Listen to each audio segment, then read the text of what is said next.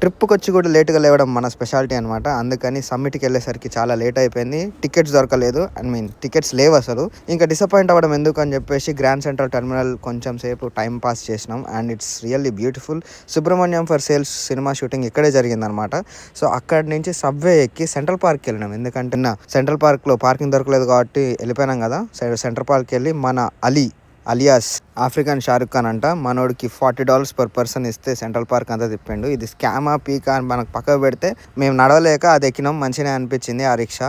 ఇక బెథెస్డా టెర్రస్ ఒకటి, ఇంకా బో బ్రిడ్జ్ ఒకటి మంచిగానే, ఇంకా ఆల్మోస్ట్ పార్క్ కొంచెం వరకు అయితే హాఫ్ వరకు అయితే కవర్ చేసిండు. We felt very happy for it.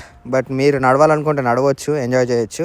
దాని తర్వాత వెజిల్ మన ఎంట్రీ లేదు కదా, దానికి మళ్ళీ $18 పర్ హెడ్ కట్టి దానికి వెళ్ళినాం. ఇంకా గిడ్జి ఏం ఎక్కలేదు. ఇక డైరెక్ట్ లేట్ అయిపోతుందని చెప్పేసి న్యూ జెర్సీకి వెళ్ళి పరివార్ డిలైట్స్లో మండి తిన్నాం. అది పెద్ద గొప్పగా అంటే పర్లేదు, తినాలనుకుంటే తినొచ్చు. దాని ఆపోజిట్లో ఉన్న అతుల్ బేకరీలో స్వీట్లు తిన్నాం. తర్వాత లక్ష్మీ పాన్ సెంటర్లో ఒక స్వీట్ పాన్ తిన్నాం.